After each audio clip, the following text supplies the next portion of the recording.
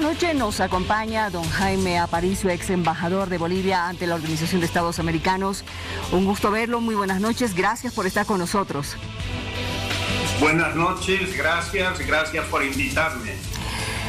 Hemos estado viendo todo lo que está viniendo desde el exterior, lo que ha señalado el señor Almagro, algunas otras organizaciones internacionales y también lo que usted ha dicho, don Jaime. Me gustaría que hablemos un poquito más sobre lo que usted ha señalado de que cuando hay injerencia externa de algún organismo internacional es porque se estarían violando los derechos humanos en el país. ¿Me puede un poquito explicar esta situación, por favor?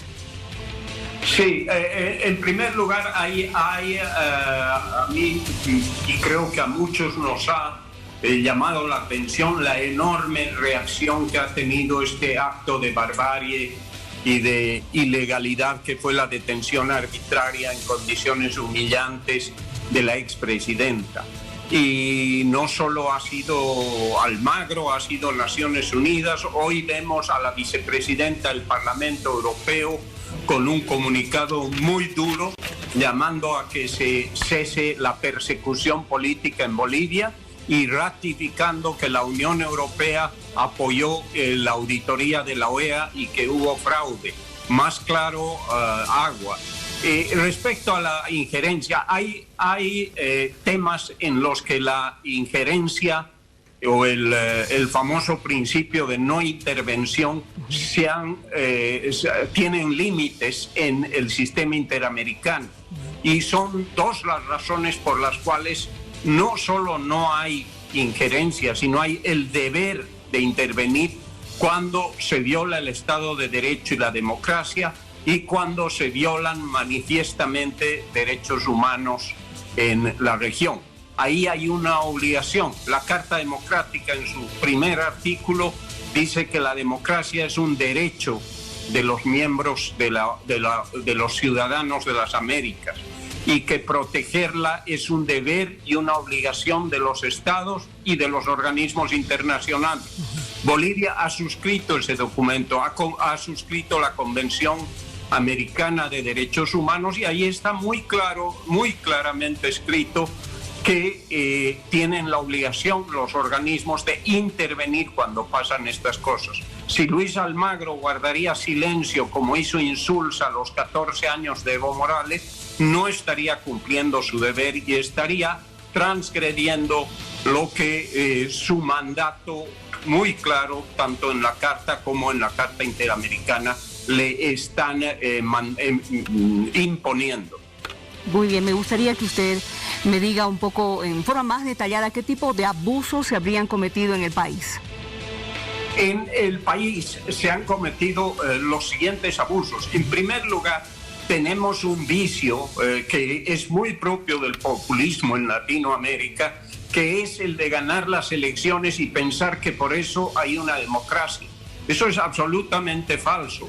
La democracia son elecciones, es cierto, transparentes y secretas, pero hay otros elementos que tienen que ver cómo se ejercita la democracia. La independencia de poderes es un elemento sustancial. La justicia es otro elemento sustancial de la democracia. ¿Qué ha pasado en Bolivia a partir de la detención de la expresidenta?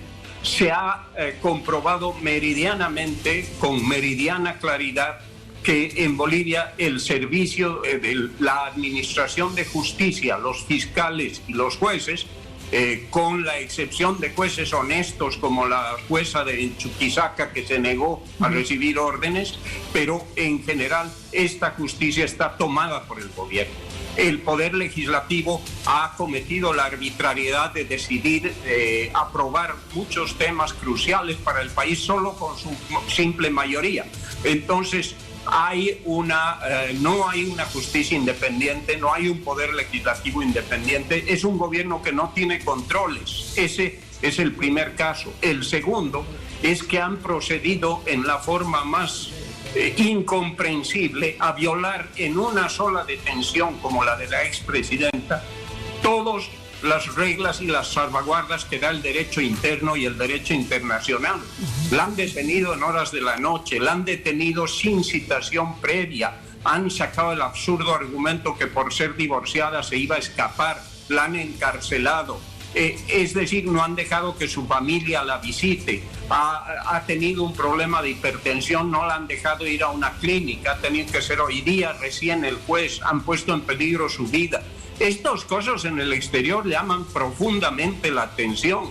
Esperaban que el presidente Arce sea más moderado o inicie un proceso de conciliación, como dijo Choquehuanca, y que se venía un periodo de estabilidad en Bolivia para combatir la crisis de la pandemia y la crisis económica y de salud. Pero lo que hemos visto es la toma del gobierno por Evo Morales y sus famosos operadores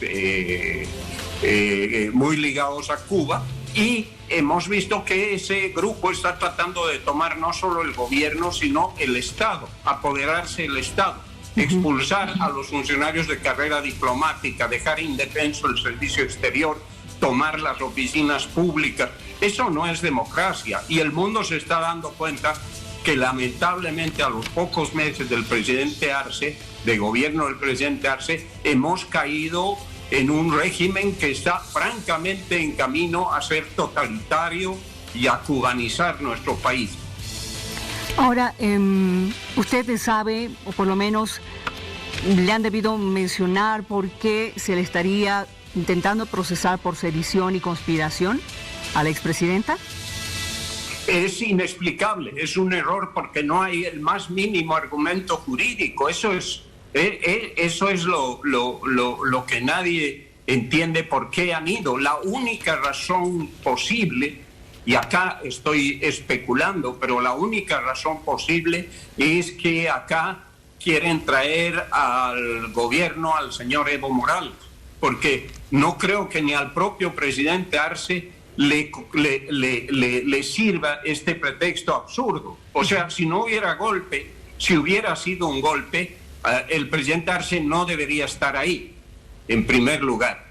Y si no hubo fraude y hubo golpe, el señor Arce no debería estar ahí. Por tanto, está deslegitimando al presidente Arce.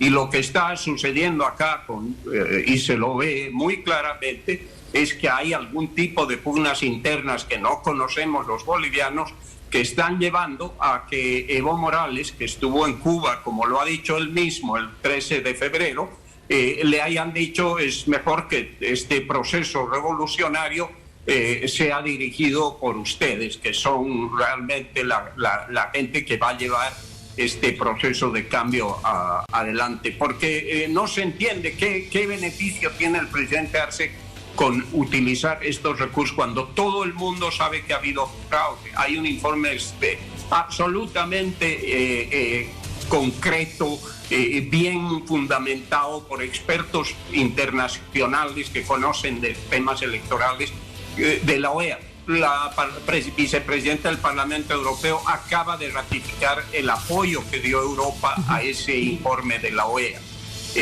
Todo está claro. La sucesión constitucional ha sido estos días claramente explicada por los abogados más lúcidos del país. Todo el mundo sabe que hubo fraude y que no hubo golpe, sino una sucesión constitucional. Entonces, ir por eso sin argumentos, sin ninguna validez jurídica, es bastante incomprensible. Es simplemente una jugada política que los bolivianos no sabemos exactamente cuál es el trasfondo. Desde el gobierno están justamente observando el tema de la sucesión. ¿Qué pasó con la línea sucesoria? Porque no se ha respetado lo que dice la Constitución Política del Estado. ¿Cómo asumió la señora Áñez primero la presidencia del Senado y cómo luego se proclamó presidenta del país?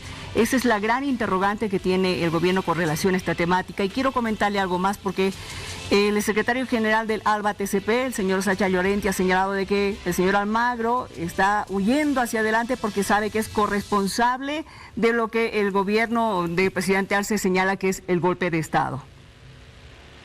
Sí, eso lo pueden decir, pero eso no tiene ninguna importancia porque son gritos de un grupo en desaparición como es el grupo ALBA, es el grupo de los regímenes fracasados, de los menos exitosos, de los que han llevado a sus países a la miseria. Entonces, Eso realmente no es un argumento que pueda, al menos internacionalmente, ser tomado en serio. Pero el expresidente Quiroga y muchos abogados, el expresidente Carlos Mesa, lo han explicado estos días con mucha contundencia cómo se dio la sucesión constitucional. Yo simplemente añadiría desde el punto de vista de alguien que está fuera y que es otro argumento también muy contundente. Si hubiera sido un golpe o hubiera habido un intento de golpe, como quiere decir esta gente, ¿por qué el presidente Morales y su canciller del momento no acudieron a la OEA y pidieron, con el apoyo de sus socios en Argentina y México, no pidieron que se aplique la Carta Democrática Interamericana? Antes de renunciar, él podía haber pedido que se reúna el Consejo Permanente en Washington y que al haber un intento de golpe, y él desde su guarida en el Chapare podía haber dicho: me están persiguiendo, me van a matar, es un golpe de Estado, y pudo perfectamente haberse convocado a la OEA. Según la Carta Democrática, ellos son los que determinan los estados si hay o no hay una ruptura del orden constitucional, un golpe de Estado. Así se ha hecho con Perú, con Honduras. ¿Por qué no pidió su embajador en la OEA, el señor González, una reunión para declarar que en Bolivia se estaba produciendo un golpe, si justamente es para defender a los gobiernos que son objeto de golpe? No lo hicieron porque el presidente había decidido fugarse, porque los bolivianos estaban en las calles pacíficamente y porque ya la continuidad de Evo Morales era imposible. Él se dio cuenta, se asustó y fugó cobardemente a México y obligó a renunciar a los siguientes en la línea sucesoria. Esa es la historia, todos lo han fundamentado, todo el mundo sabe, todos han oído la renuncia de la señora Salvatierra. Esta historia no tiene ni pies, ni cabeza, ni fundamento jurídico y todo el mundo sabe, pero es política, y en la política, sobre todo cuando se trata de Evo Morales, tiene la teoría de que las leyes no importan, de que uno le mete nomás y ahí tienen a sus abogados o al ministro Lima para justificar las barbaridades legales que cometen. Jaime, le agradezco mucho por haber conversado con nosotros. El tiempo realmente es implacable, me he quedado con un montón de preguntas, pero será en una próxima oportunidad. Que le vaya muy bien. Gracias, adiós, hasta la próxima. Que le vaya